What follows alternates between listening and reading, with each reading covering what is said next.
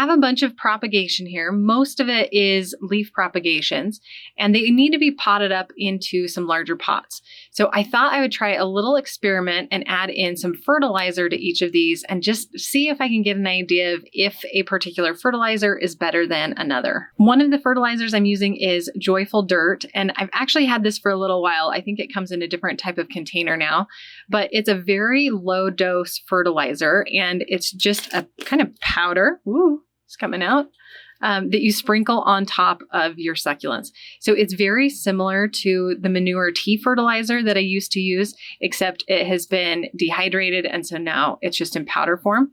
So you sprinkle this on top of your succulents about once a month or every 2 weeks. I like that it's very low dose, so I'm not worried about burning my succulents or having any problems that way. I also like that it's low dose because I'm not going to get like a major growth spurt from my succulents, which is good because these are very small, and so they are a little bit more likely to stretch even though I have them under grow lights.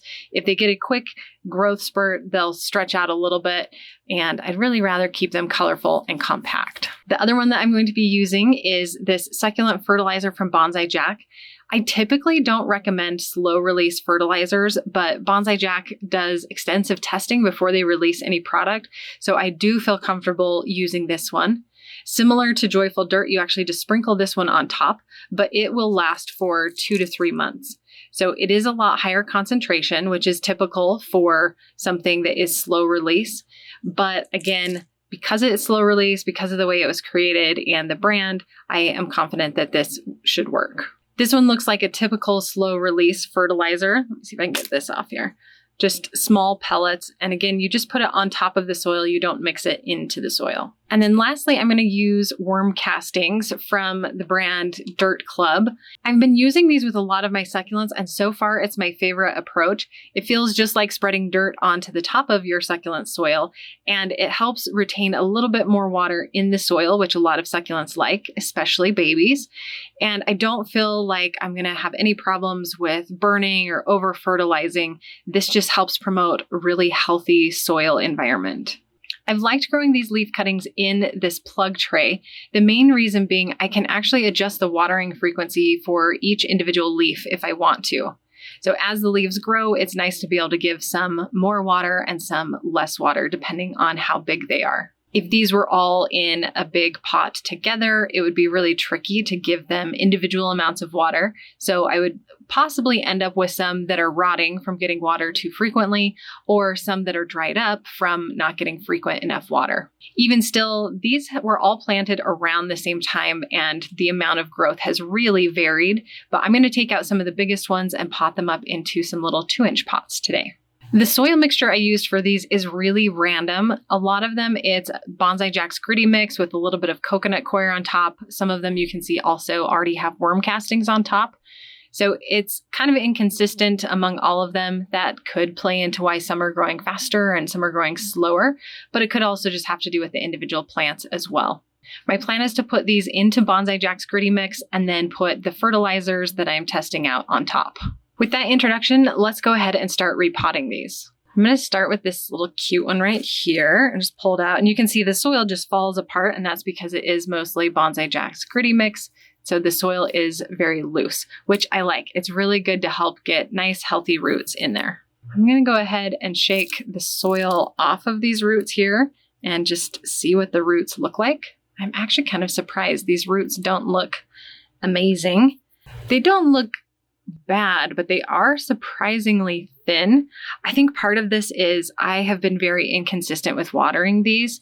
So it's likely taken most of its nutrients from the mother leaf that was originally attached to it, and it hasn't actually put off a lot of roots on its own.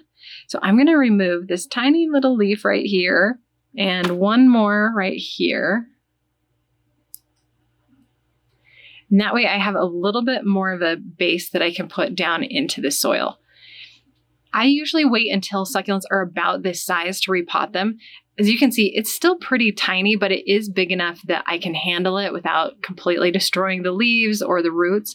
You can repot leaf propagation anytime that you want, but typically it works best if the plant has an established root system and it's big enough that you can hold on to it without messing up the leaves. I've got my little soil bin here, and I'm just gonna hold the plant about where I want it in the pot, and then I'll add soil around it. Like I said, I wanted the base of that to be covered and all the roots to be covered. Let's go ahead and put a little bit of fertilizer on this one. With the Bonsai Jack fertilizer, I think it's gonna be easiest to just pick up the little pieces and put them on manually rather than try and sprinkle it on somewhere super tiny. So let's put a couple little sprinkles all around. It's even hard with my fingers to do that. So I could also come in with like tweezers and set it into place, but I think this will work pretty well.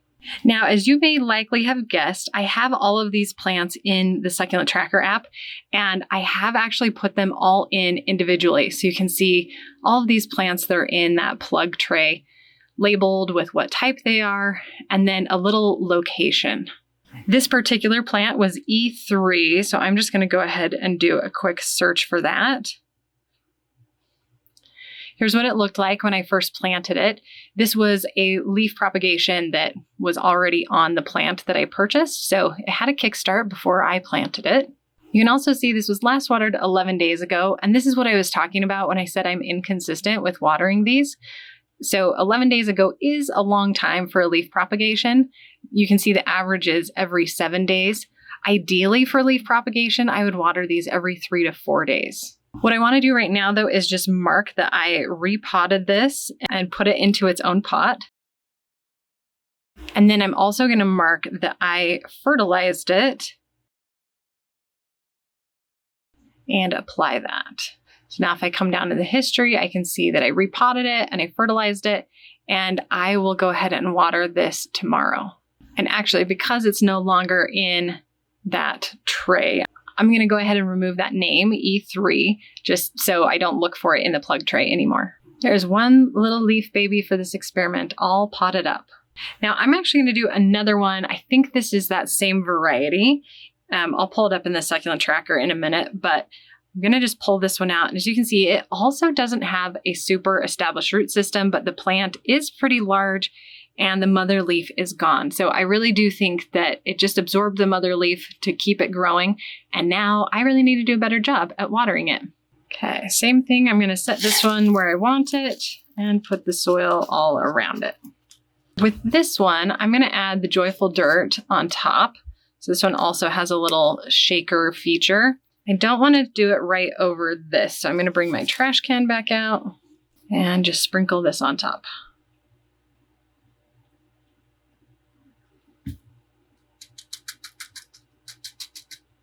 One thing that I don't love about the Joyful Dirt is that sometimes I feel like when I water this for the first time, a lot of the fertilizer just washes out.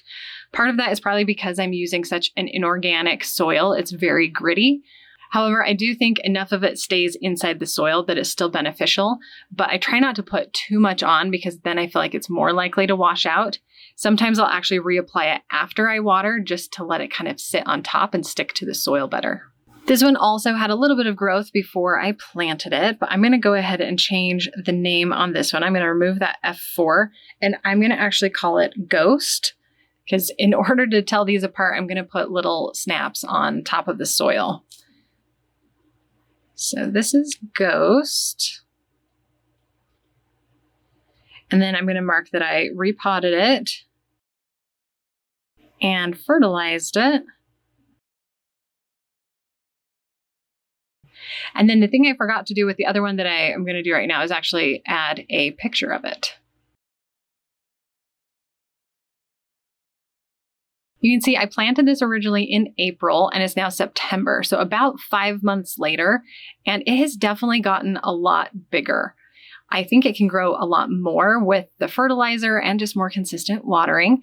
So it'll be interesting to see what happens over the next few weeks. Looks like I have one more of this variety right here. So I'm going to go ahead and use that one for the worm castings test. This one was in a much more organic soil mix. And so the soil didn't quite fall apart as much as the others. But as I kind of break it apart, you can see it is still pretty gritty. With all the soil cleared off, you can see there are roots here. They are very thin. So I'm hoping those will really plump up and it'll get some nice healthy roots once it's in a pot of its own, watered more frequently, and with a little fertilizer. On this one, I left a little bit more room at the top because I'm going to put the worm castings all around it, and they take up a little bit more space than the other fertilizers that I used. So I'm going to use this little scoop and just put worm castings all around the top of the soil around the plant. You can see that looks much different than the other two I potted up.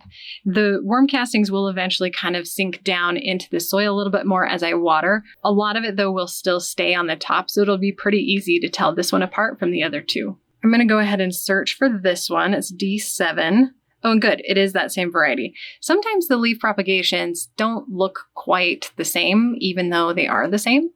And I'm going to call this one Flower.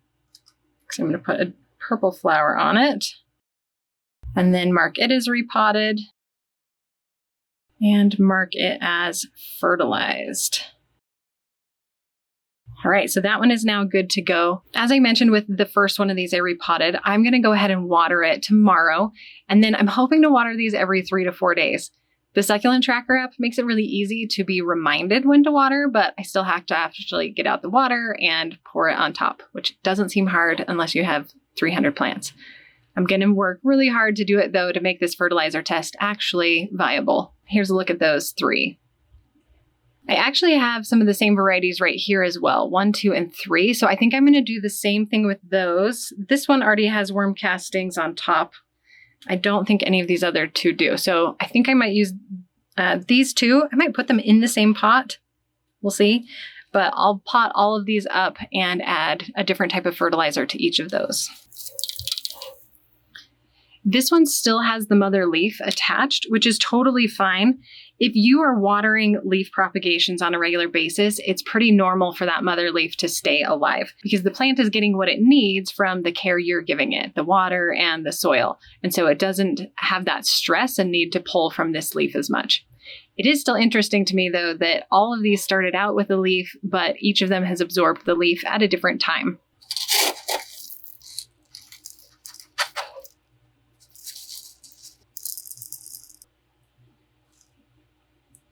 All right, 1 down, 2 to go. This one actually has the healthiest roots of all of them that I have pulled out. So that might give it an advantage over the rest, but that's why you do experiments with multiple plants, right? And I'm actually going to add that into the notes when I put this in the Succulent Tracker app. Trying not to get the fertilizer on top of the leaves on this one as much, just because it's so much taller. So I'm kind of tilting it and trying to get the, ooh, that was plenty, fertilizer down on the sides a little bit better. This last one here already has a little bit of worm castings on it. So I decided to just put this one into worm castings as its fertilizer, just to not confound the experiment. They say this like it's a really well planned out, well executed experiment, and it is not, but that's all right.